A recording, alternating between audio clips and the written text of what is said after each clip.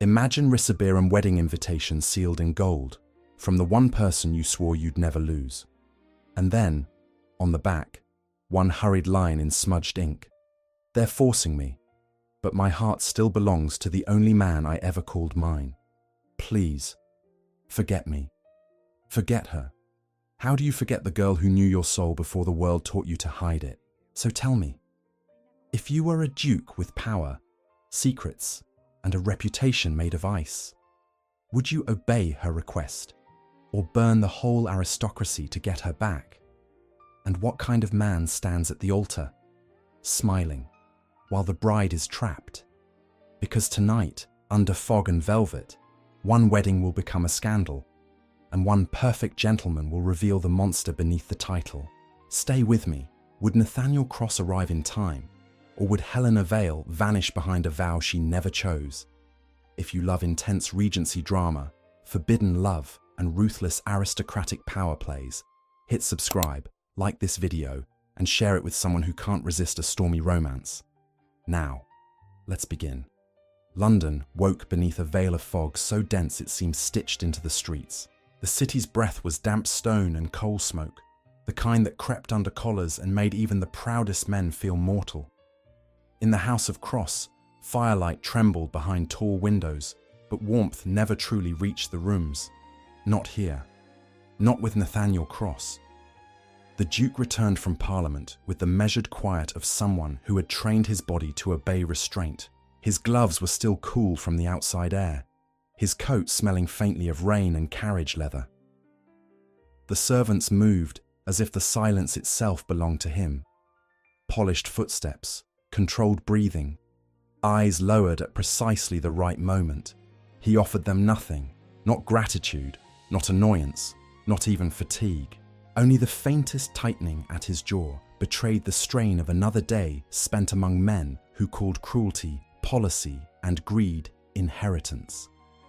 He had learned long ago that emotion was a luxury the titled could not afford in public, yet the private cost of that discipline had accumulated like unseen bruises. When the butler approached, he did so with the caution reserved for delivering illness. "A letter, Your Grace." The envelope was heavier than it should have been, thick paper pressed with importance. A wax seal glinted pale gold, clean and perfect, too perfect, like a smile practiced in front of a mirror. Nathaniel took it without a word, feeling the faint resistance of the wax under his thumb. The scent reached him before the contents did. A delicate trace of crushed flowers and ink, something familiar enough to pull him backwards through years he refused to revisit. He broke the seal. The crack sounded indecently loud in the hush. A wedding invitation. He read the first line, and the world narrowed to ink and breath. Helena Vale. The name was not simply a name. It was a memory pressed into his ribs, a long-forbidden warmth hidden beneath ice. The invitation proclaimed elegance, lineage, celebration, an ornate promise of a future that did not include him. It announced her union to a baron spoken of in corridors with lowered voices, a man whose charm was said to be as sharp as his temper. Nathaniel's face did not change. His eyes did not flare. Anyone watching would have seen only a duke absorbing news as one might absorb the weather. But inside him, something shifted, quietly at first, like a blade sliding from a sheath. He turned the card over. There, in the blank space meant for etiquette and nothing else, the ink was smeared as if written in haste. A blot, a tremor, the unmistakable evidence of a hand that had not been safe while writing. The sentence slanted, breathless, as though the words had been stolen from between heartbeats. "They're forcing me, but my heart still belongs to the only man I ever called mine. Please, forget me." For a moment, Nathaniel could not hear the house, not the crackle of the fire, not the distant hum of London, only the hard thud of his own pulse, sudden and furious, like a fist against a locked door. Forget her. The command struck him as both plea and warning, not surrender, never from Helena. If she was begging to be forgotten, it was because remembering her had become dangerous. The ink blot was not clumsiness, it was fear. His fingers tightened around the card until the paper bowed. The Duke, who had been carved from control, stood very still, and behind his eyes, something cold began to burn. He did not call for tea. He did not sit. He simply crossed to the desk, laid the invitation flat as if it were evidence, and stared at Helena's words until they stopped being letters and became a vow. Then, at last, he spoke, softly, like a verdict. "Bring my riding boots." And when the butler hesitated, as if sensing the storm that had just found its center, Nathaniel's gaze lifted, merciless and clear. Now!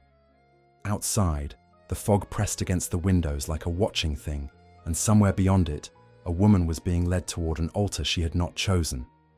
The Vale estate had once smelled of summer, of sun-warmed roses and fresh-cut grass, yet now it carried the sour trace of damp wood and old debt. The corridors were too quiet, as if the house itself held its breath, ashamed of what it had agreed to become.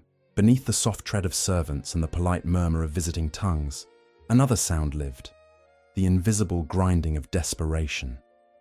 Helena Vale stood near the drawing-room window with her hands loosely clasped, not in submission, but in restraint. The fabric of her day dress whispered when she moved, a pale thing meant to suggest innocence. It failed. There was nothing soft in the way she held her spine, nothing pleading in the angle of her chin. Her gaze, steady and unblinking, made even older portraits seem uneasy. Her father spoke as though reading from scripture, duty, reputation, salvation. The words were arranged with practiced care, each one placed like a brick to wall her in. "The Baron's offer is generous," he said, and his voice did not quite hide its tremor. Helena's mouth curved, not a smile, but a clean line of disdain. "Generous," she repeated, tasting the lie. "Is that what we call it when a man buys what cannot be bought?" Her father flinched as if the truth were a slap. He glanced toward the closed doors, toward the servants who pretended not to hear. "Lower your voice." "No," Helena replied, gently, as if correcting a child. "You have lowered mine for years. I am finished lowering anything." The air tightened. Even the fireplace seemed to burn more quietly. A knock sounded, though it was barely a request. The Baron entered with the ease of a man who believed walls were built to welcome him. His coat was immaculate, his smile polished, his eyes bright with a hunger he did not trouble to disguise. He offered compliments with the same hand that could deliver punishment. The scent of him, expensive cologne and something metallic beneath, reached Helena before his words did. "My future bride," he said, savoring the title as if it were already a collar around her throat. "England will envy me." Helena turned to face him fully. "England envies many ugly things," she answered, voice calm as still water. "It does not make them beautiful." A flicker crossed his expression, amusement, irritation, desire. He liked resistance the way some men liked wine, not for comfort, but for the thrill of conquest. His gaze traveled over her like a slow hand. "You will learn," he murmured, "that vows are stronger than temper." "And you will learn," Helena returned, "that I do not confuse obedience with virtue." Her father's protest died on his tongue. The Baron's smile widened, but it sharpened too, the kind that promised sweetness while concealing teeth. He stepped closer, close enough that Helena could have stepped back if she were willing to give him that satisfaction. She didn't move. She met him with the steady contempt of someone who refused to be impressed by power. Later, when the house quieted into uneasy night, Helena sat alone at a small table with the invitation laid before her. The paper was thick, arrogant with wealth, bordered in gold like a promise that no one asked if she wanted. Her fingers hovered over the blank space on the back. Ink stained the tip of her pen. For a moment, she closed her eyes, and in the dark behind her lids, she saw a boy with solemn eyes and a heart too honest for the world he would inherit. Nathaniel. Her hand did not shake from weakness. It shook from restraint, because to write to him was to risk waking the storm she had tried to spare him from. She wrote anyway, fast. Pressed by fear, she refused to name. The ink blotted when her breath caught. She did not wipe it clean. Let it stand as proof. She had not been safe when she wrote. When she finished, she held the card close for a heartbeat, as if it were a pulse she could borrow. Then she set it down, straightened her shoulders, and rose like a verdict. A sound moved beyond the doorway, soft, deliberate. The Baron's voice followed, smooth as silk drawn over a blade. "If the Duke comes for you," he said from the shadows, "someone you love will pay the price." The first clap of thunder rolled over London like a warning as Nathaniel Cross left his house behind. Rain had begun as a thin, spiteful mist, then turned heavier, colder, until it struck his coat with the insistence of thrown coins. The world narrowed to motion, the disciplined pull of reins, the rhythmic violence of hooves against soaked earth, the sharp sting of wind cutting around his throat. He welcomed it. Weather was honest. Men were not. He rode with no parade of attendants, no banners announcing his title, only one trusted shadow at a distance, and the hard knowledge that urgency did not tolerate ceremony. The city fell away into darker fields, hedgerows glistening like wet ink. Water ran in the ruts of the road, and the night smelled of mud, iron, and storm-wet leather. He had not said Helena's name aloud. It sat in his chest like a live ember, something too dangerous to expose to open air. In the clubs and drawing rooms, he was known for a composure that never broke. There were rumours, quiet, careful ones, that the Duke of Cross held England's secrets by their throats, that he could ruin a man with a sentence spoken gently over tea. Nathaniel allowed those rumours to live. Fear was useful, but Helena's message had stripped usefulness down to something raw. "They're forcing me." It was not merely a confession. It was a map drawn in bloodless ink. It meant a door locked from the outside. It meant threats with polite phrasing. It meant a hand hovering too close to a throat. The smear of ink was a bruise on paper. As the miles stretched, memory rose with the rain, uninvited and merciless. A garden path lined with lavender, the sharp sweetness clinging to skin. A girl with dirt on her hands and defiance in her smile, refusing to curtsy properly because she hated pretending. Helena, younger, already unbowed. She had looked at him, at the air with too much weight on his shoulders, and said, as if stating a law of nature, "One day, I will choose." He had believed choice could be protected by a title. He knew better now. He stopped only once, at an inn that crouched beside the road like a tired animal. Inside, heat hung thick with smoke and cheap spirits. Wet wool and sweat and boiled meat wrapped around him. The room quieted in the way rooms always did when he entered. Some recognized him. Others simply sensed the authority that clung to him like a second coat. He took no ale. He listened. Names travelled faster than carriages in places like this. The Baron's name drew murmurs, then silence, as if speaking it too loudly invited misfortune. A man near the hearth spoke of a steward dismissed with broken ribs. Another mentioned a young bride who had disappeared into a grand house and was never seen walking its grounds again. The stories were not dressed in elegant language, but they carried the clean edge of truth, cruelty thriving under fine linen. Nathaniel's fingers curled once against the table, slow, controlled. The ice in him did not melt, it sharpened. When he left, the rain had thinned, but the fog had thickened, sliding low across the road, as if the earth exhaled secrets. He mounted again without hesitation. The horse snorted, uneasy, and Nathaniel felt it too, an awareness like the prickle of a blade held near the spine.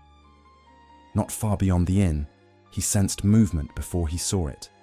A carriage rolled past in the opposite direction, too quiet, too dark, curtains drawn though the hour was early for secrecy. As it passed, a hand appeared briefly in the window, just long enough to press something pale against the glass, then vanish. A symbol, small, precise. A mark meant for those who understood marks.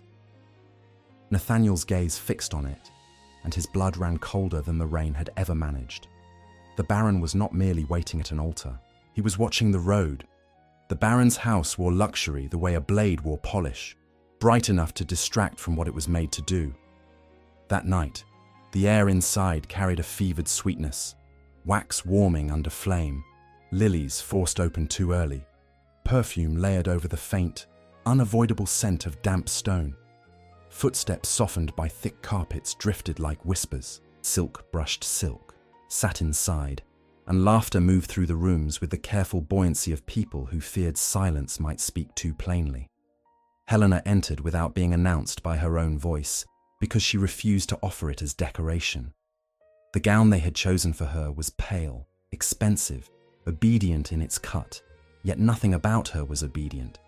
The fabric followed her like a lie that could not keep up. She held her shoulders, as if she would rather break the room than bend for it, and her expression was composed with the same ruthless precision as a duelist's stance. Eyes turned, appraisals sharpened. A few women smiled too widely, the way one smiles at a locked birdcage and calls it pretty. Men bowed, then lingered half a heartbeat longer than courtesy required, as if they could measure the price of her with their gaze alone. Helena returned their attention with the faintest lift of her chin, an elegant refusal. The Baron found her as though he had been waiting to claim the first touch of the evening. His hand slid to her waist, possessive beneath politeness, and he guided her forward with a practiced tenderness that never reached his eyes. His mouth curved in the kind of smile that promised comfort while quietly suggesting consequences. "My guests are enchanted," he murmured, voice smooth as velvet drawn tight over steel. "As they should be." Helena's reply was soft, almost sweet. "They are enchanted by the performance," she said, "not the truth." His fingers tightened, just enough to be felt, not enough to be seen. "Truth is a privilege," he whispered. "You will learn that." Helena angled her face toward him, meeting his gaze without flinching. "I learn quickly," she said, "especially when I'm being threatened." They moved through the crowd like a pair in a dance no one else understood. Around them, conversation flowed in elegant channels, inheritances, alliances, the newest scandal described with the same airy delight as a new dessert. Someone spoke of love as if it were a pleasant rumor. Helena listened with the calm of someone standing in the rain while others admired the clouds. An older woman approached, draped in mourning silks that had long since become armor. Her eyes were sharp, her smile restrained, and there was an intimacy to her scrutiny, as if she recognized the particular stillness of a woman trapped among predators. "You are Helena Vale," she said quietly. Helena inclined her head. "I am." The woman's gaze flicked to the Baron's hand, then back to Helena's face. "Be careful with men who collect admiration," she murmured. "They grow bored of it. They begin to collect silence instead." Before Helena could answer, the Baron returned with a glass in his hand and charm on his tongue, inserting himself like a closing door. The woman's expression did not change, but her eyes lingered on Helena a moment longer, as if leaving behind a warning in place of comfort. The music swelled. The room glittered. Helena felt her heartbeat keep time with the knowledge that every pleasantry was a leash disguised as ribbon. Then the servant's announcement cut through the merriment with practiced clarity. A late arrival. Helena's breath caught, not in hope, never in helplessness, but in recognition. The air shifted, charged, as if the entire house had suddenly remembered what fear tasted like. And at the threshold, where fog clung to the edges of the world, a presence stepped in that made titles feel like weapons again. Nathaniel Cross had come. Nathaniel Cross entered, as if the house belonged to him by some older law than deeds or bloodlines. Rain clung to the edges of his coat, and the cold followed him in, sharpening the air. Conversation faltered, not from respect alone, but from instinct. Men who had laughed a moment before found their throats tightening. Women who had been smiling too brightly lowered their lashes as if a storm had just crossed the ceiling. He did not hurry. He did not search the room like a desperate lover. He allowed his gaze to travel with the slow certainty of judgment, taking in faces, alliances, ornaments, lies. And then he found her. Helena stood near the center of it all, dressed in pale elegance that tried and failed to soften her. The crowd had arranged itself around her like a decorative fence, admiring and confining at once. When her eyes met Nathaniel's, the years between them vanished with a violent simplicity. For an instant, the Duke's composure betrayed the smallest fracture, a flicker of something too human to be permitted. It was gone almost immediately, sealed behind his usual frost. Helena's expression did not plead. It did not bloom with relief. She lifted her chin as if to remind him she was not a fragile thing to be carried away. She was a wildfire contained only by choice.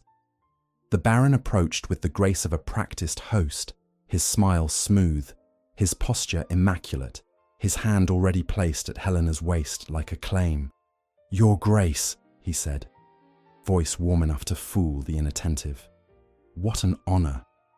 Nathaniel answered with a bow that was correct and absolutely without softness. "My Lord Baron." His voice was calm, almost gentle, and that gentleness carried danger. "I received your invitation. Then you came to offer congratulations."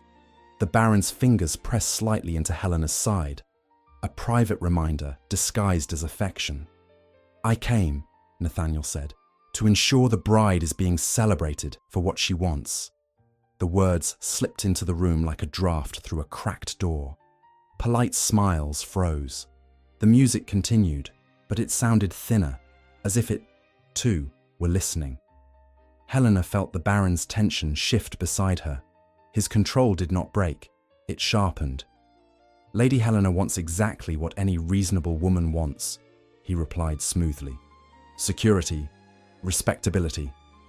Helena turned her head toward him, and her voice was composed enough to pass for obedience until one heard the edge beneath it. "Reasonable," she repeated, as if it were an insult delivered in lace. Nathaniel's gaze moved over her, not indulgent, not possessive, but devastatingly attentive. He noticed what others had trained themselves not to see. The faint discoloration along her skin where fingers had held too firmly. The way her shoulders remained high as if her body refused to relax in this house. The careful distance she kept, even while being displayed. The Baron followed Nathaniel's gaze and smiled wider, as if daring him to speak aloud what he understood. "You look pale, my dear," he murmured to Helena, loud enough to be heard, soft enough to sound tender. "Are you overwhelmed by the attention?" Helena's eyes returned to Nathaniel for one steady heartbeat. In that glance was a message colder than fear and hotter than hope. "Do not mistake me for powerless. Do not make me pay for your rage." Then she faced the room and offered a smile that could have been mistaken for serenity by anyone who did not know her. "I am exactly where they placed me," she said softly. And beneath the Baron's courteous laughter, his hand tightened again, this time not at her waist, but higher, closer to the bruise he had already made. Nathaniel did not remain in the ballroom long enough for rumor to digest his presence into something harmless. He moved through corridors that smelled of beeswax and expensive smoke, past doors guarded by etiquette rather than locks. In houses like this, secrets were kept not with iron, but with fear of disgrace. Nathaniel had spent years learning how to open what no one admitted was closed. Names came to him the way ash clung to a sleeve, quietly, inevitably. A footman with eyes too wary for his age. A maid whose hands shook when the Baron's name was spoken. A steward whose loyalty had been purchased by survival. Nathaniel asked questions softly, and men answered him as if confession might keep them alive. He listened, and each answer tightened the knot behind his ribs.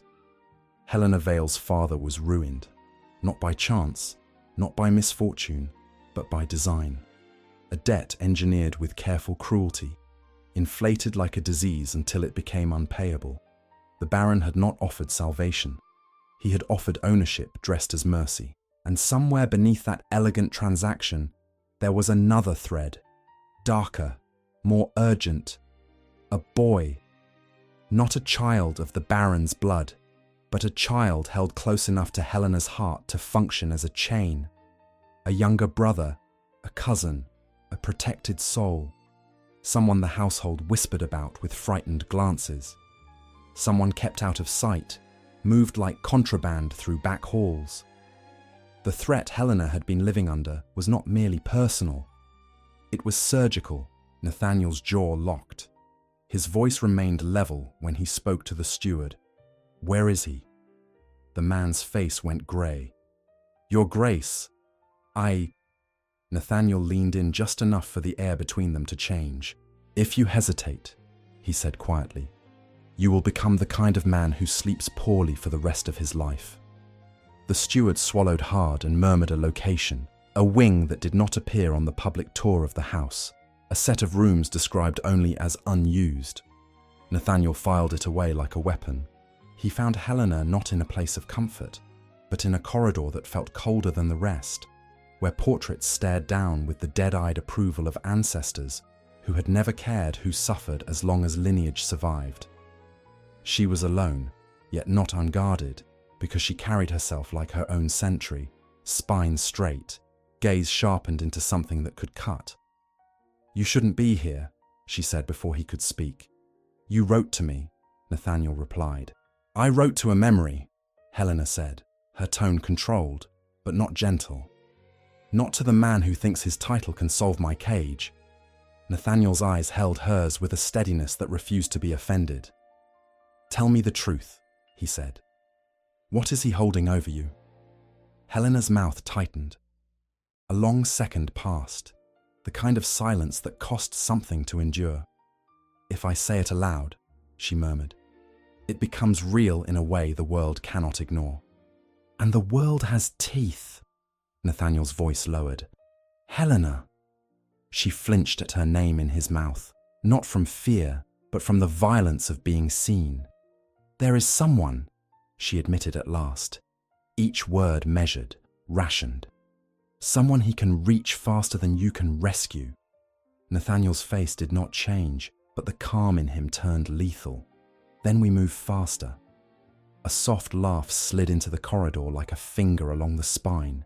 The Baron appeared with a glass in his hand, as if he had been merely strolling through his own home, as if he had not been listening from the shadows.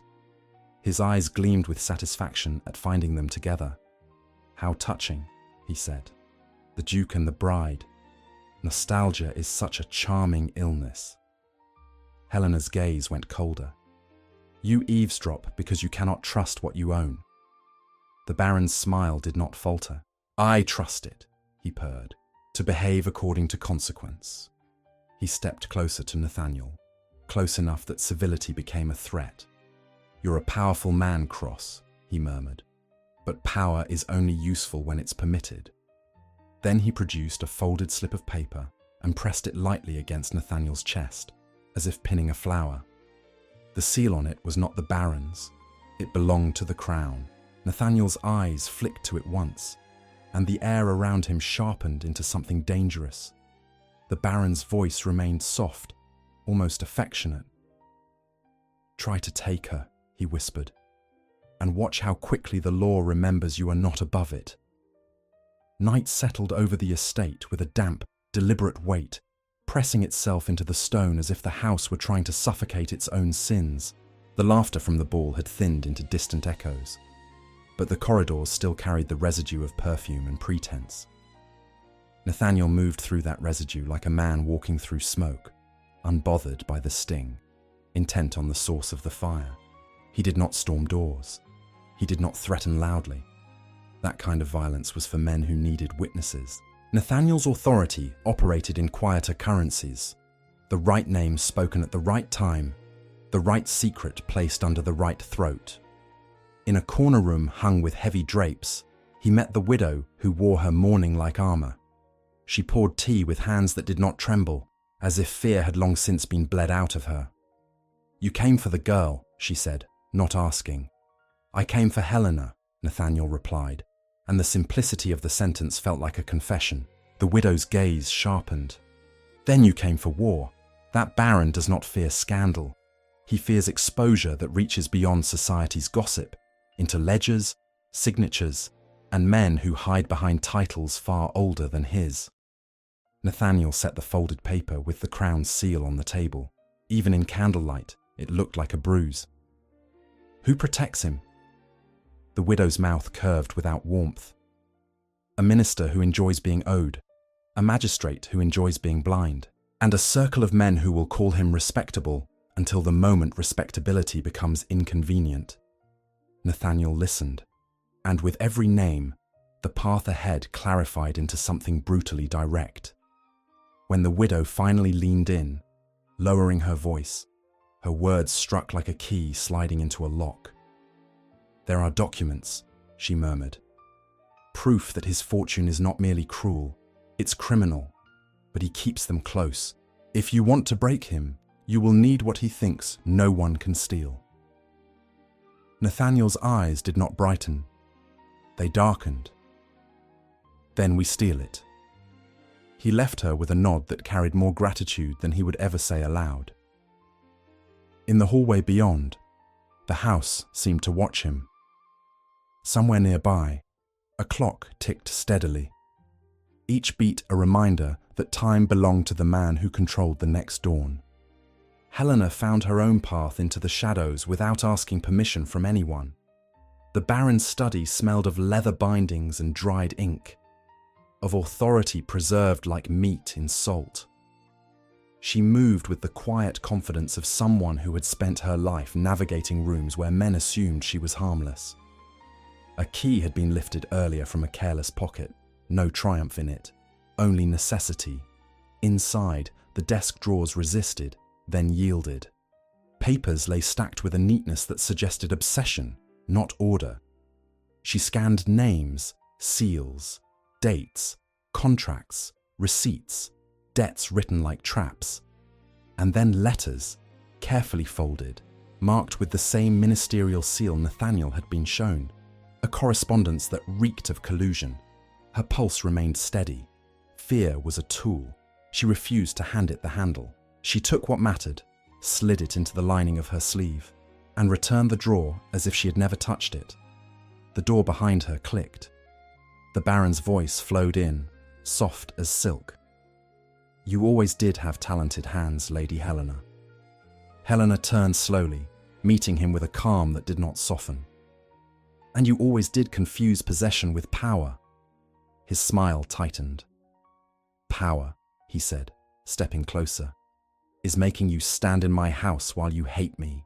It's making a duke cross counties and still arrive too late." Helena's gaze did not break. "Then you should stop wasting time speaking." The baron laughed under his breath, pleased, cruel. "Oh, I'm not wasting anything. I'm savoring." He reached past her, took a sealed envelope from the shelf, and held it lightly between two fingers. "The wedding," he murmured, "will not wait for daylight." The words landed like a blade in the dark. Helena's fingers curled once at her side, and she smiled, small, sharp, fearless. "Then neither will I." The house slept the way predators slept, lightly, with one eye open. Candlelight had been pinched into darkness, yet the corridors still held the day's perfume like a lingering lie. Outside, fog pressed against the stone, cold and patient, creeping along the ground as if it was searching for ankles to seize. Helena moved through that hush with her cloak pulled close, not to hide herself, but to keep the night from touching her skin too intimately. She did not look back. Looking back was how fear taught you to hesitate. A door eased open at the end of a passage, and Nathaniel stepped into the thin light that slipped beneath it. He was quiet, but his presence changed the air all the same, like iron placed near a compass. The rigid mask was still on his face, the duke carved from discipline and frost, yet his eyes found Helena with a violence that did not belong in polite society. "You shouldn't be alone," he murmured. "I am never alone," Helena replied, voice steady. "I carry my own will." The faintest shift in his mouth suggested something like approval, quickly buried. He offered no tender hand, no pleading. He offered a plan, a route, timing measured to the heartbeat. The kind of rescue that understood pride could be as fragile as glass. They moved. Down a back stair that smelled of damp stone and old soap. Past a locked pantry door, through a narrow servant passage where the walls seemed to sweat in the cold. A loyal key turned once, soft as a secret. The estate's respectable facade fell away, revealing its true skeleton, tight spaces made for those meant not to be seen. Helena's breath stayed controlled, but her senses sharpened painfully. Every creak sounded like betrayal. Every gust of air felt like a hand reaching. Somewhere, a floorboard sighed under distant weight. She did not falter. She simply adjusted her steps, as if daring the house to try harder. At the rear exit, the night hit them like a slap, wet, freezing, metallic with fog. Horses waited in the dark, their warmth steaming faintly, leather tack slick beneath gloved hands. The smell of hay and animal sweat was almost comforting compared to the perfumed rot inside. Nathaniel's hand hovered near Helena's elbow, not claiming, not guiding, only ready, as if he would rather lose his own arm than let her stumble. "We leave now," he said. Helena took one step toward freedom and stopped. Nathaniel felt it instantly. "Helena." Her eyes cut toward him. "He's not here." The words were simple, yet they cracked the night open. The boy, the living chain, the innocent heart the Baron had fastened to hers to make her obedience possible. Helena's jaw tightened until Nathaniel saw the muscle jump. Her defiance did not dim, it sharpened into something almost holy. "We can come back with men," Nathaniel said, too controlled, too urgent. "With warrants. With what?" Helena interrupted, low and fierce. "Paper? Promises. You think he keeps a hostage for the law to admire?" Nathaniel's breath hitched, the first true fracture in his composure. "If you go back in there, he will close the trap." Helena stepped closer until the space between them was nothing but cold air and unspoken history. "Then I will pry it open with my bare hands," she said. "I will not purchase my life with someone else's." For a moment, Nathaniel's eyes looked like a storm held behind glass. He wanted to command her. He wanted to drag her away. He did neither. He only held her gaze, and in that gaze his mask splintered, just enough to show the man beneath. "Damn you," he whispered, not in hatred, but in helpless devotion. Helena turned before he could say more. She vanished back into the estate's mouth, swallowed by fog and stone. Nathaniel followed, silent, furious, forced to trust the very woman he had come to save. A door shifted ahead, too smooth, too ready. A click, a soft, final sound. Like a lock deciding. Helena reached for the handle. It did not move. From the darkness behind her, the Baron's voice unfurled, intimate as breath against skin. "I knew you would return." The trap did not snap with noise. It closed with etiquette.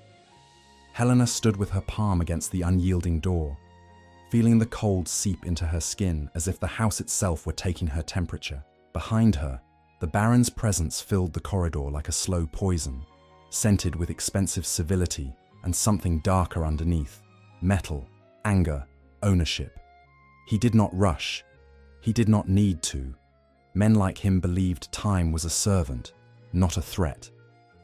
"You disappoint me," he murmured, as though she had spilled wine on his cuff. "I offered you comfort, and you repay me with disobedience." Helena turned, eyes bright with contempt. "You offered me a gilded cage," she said. "You mistake gold for kindness." The Baron's smile showed itself briefly, then hardened. "Kindness is for equals," he replied. "You are not my equal. You are my solution." A sound moved at the far end of the passage. Quiet steps. Controlled breathing. Nathaniel emerged from the shadows with the stillness of a drawn blade. He did not speak at first. He simply looked at the Baron the way winter looks at a harvest, with certainty that something will end. The Baron's gaze flicked to him, amused rather than alarmed. "Your Grace," he said smoothly, still clinging to a childhood promise. Nathaniel's voice was low, calm, lethal. "Where is the boy?" The Baron tilted his head as if considering an amusing riddle. "Safe," he said, "as long as Lady Helena behaves." Helena's jaw tightened, but she did not flinch. "Release him," she demanded. "If you are so powerful, prove it without hiding behind an innocent." The Baron's eyes gleamed. "Innocence is useful," he answered. And then he stepped close enough that only she could hear the softness of his threat. "You will walk to the chapel. You will say the vows. And when the Duke leaves, broken and polite, I will let the boy breathe." Nathaniel heard enough in the Baron's tone to understand what was being done, even without the words. The Duke's expression did not change, but something inside it shifted, an unseen hinge turning. "There will be no chapel," he said. The Baron laughed quietly. "You think you can command my house, my guests, my arrangements?" His gaze slid to Helena. "My bride." Helena's smile was small and sharp. "I am no one's," she said. The Baron's hand lifted as if to touch her, to reclaim her in front of Nathaniel. Nathaniel moved faster than courtesy. Not violently, precisely. He caught the Baron's wrist with a grip that made the bones protest. The Baron's smile faltered for the first time, not from pain, but from insult. "You will remove your hand," Nathaniel said softly, "or I will remove it for you." For a heartbeat, the corridor held its breath. Then the Baron's composure returned, glossy and cruel. He leaned closer, lips near Nathaniel's ear, voice a silk noose. "Do you know what protects me?" he whispered. "Men who wear the crown like perfume, men who will call you traitor if you touch me." Nathaniel released him with deliberate calm, as though the Baron's skin were unworthy of him. "Then let them watch," he said. The chapel doors opened before dawn, not with joy, but with urgency, as if the marriage were a crime that needed to be completed before sunlight could witness it. Candles burned with trembling flames, their smoke staining the air with bitter sweetness. Helena was brought forward in white that felt like a shroud, her spine straight, her face composed, her eyes lit with a refusal that no lace could conceal. Nathaniel stood among the gathered few, silent and immovable, while the Baron took his place with the satisfied patience of a man sealing property. "Proceed," the Baron murmured. The officiant began, voice shaky beneath the weight of titles. The words of union floated through the candle-thick air like prayers spoken over a grave. Helena listened, not to obey, but to measure the moment she would break it. Nathaniel stepped forward. The room stilled. In his hand, he held paper. Not a plea, not a threat, but proof. Letters with ministerial seals, ledgers marked with hidden payments, signatures that linked the Baron's wealth to theft, coercion, and ruin disguised as privilege. The Duke's voice did not rise. It cut. "You forged debts," Nathaniel said, each word a nail. "You bought judges. You held a child hostage to force a woman into marriage. You are not a gentleman. You are a criminal, wearing manners like a mask." Murmurs rippled, frightened and hungry. Faces paled. Some looked away, not from doubt, but from recognition of how long they had tolerated evil because it was well dressed. The Baron's smile strained. "Lies!" he snapped, too quickly. "You would disgrace a sacred vow for your own obsession." Helena's voice joined Nathaniel's, clear and merciless. "A vow is only sacred when freely chosen," she said. "What you want is not marriage, it is conquest." The Baron's composure cracked. The polished predator slipped, revealing the animal underneath. "You ungrateful," he hissed, stepping toward her with a sudden, ugly urgency. Nathaniel moved between them. The Baron's hand darted beneath his coat. Candlelight flashed on steel. Steel caught the candlelight and threw it back in a cold, bright wink. The Baron moved like a man who had finally tired of pretending, his civility dropping to the floor with a dull, ow, forgotten sound.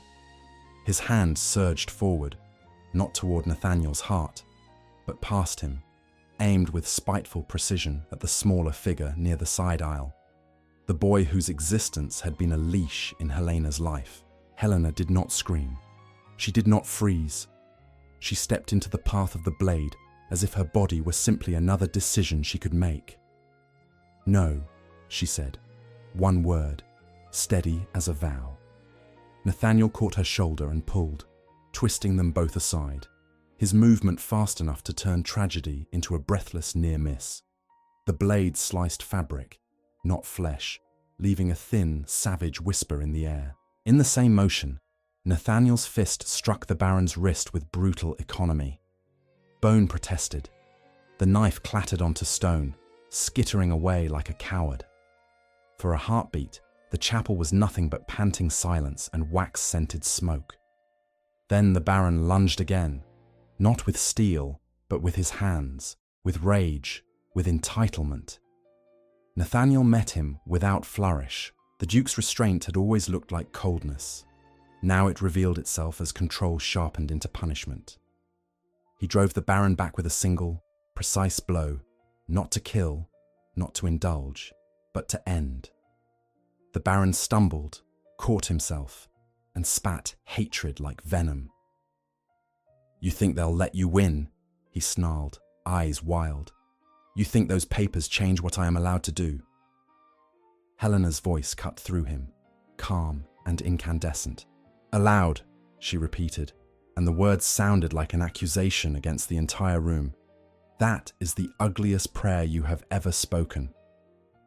The guests, those few chosen to witness a hurried, secret triumph, had become witnesses to something else. A reckoning. The widow in black stood with her chin lifted, watching men with titles shrink in their own skin. Someone moved to retrieve the knife with trembling hands, as if afraid even the metal could stain them.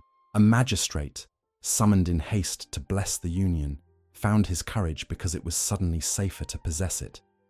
He looked at the evidence in Nathaniel's hand, at the Baron's exposed brutality, at the boy's terrified face, and he swallowed hard as if forcing down years of willful blindness. "This cannot be ignored," he said, voice breaking on the truth. The Baron's breath hitched.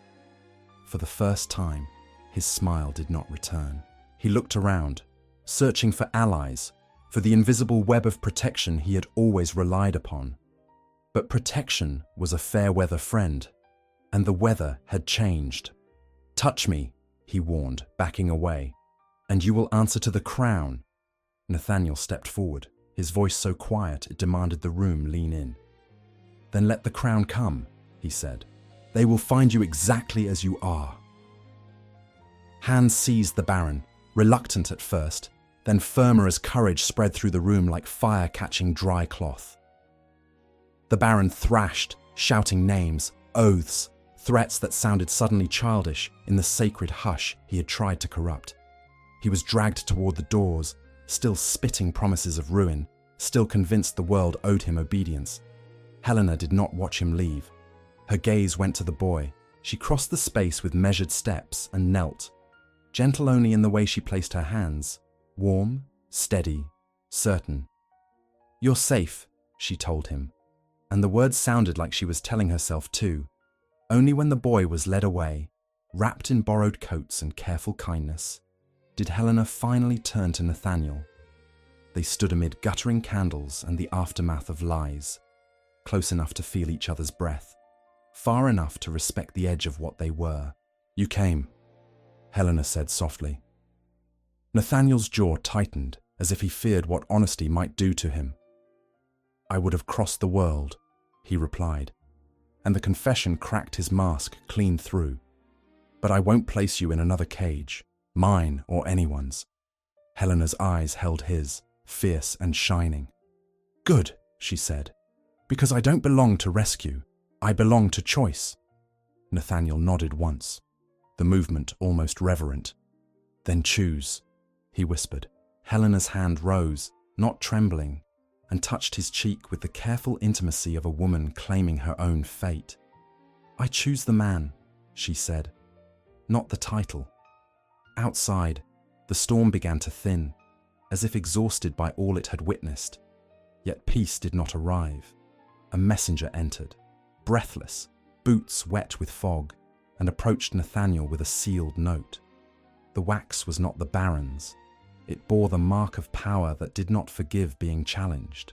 Nathaniel read the single line, and the cold returned to his eyes, not as distance, but as readiness.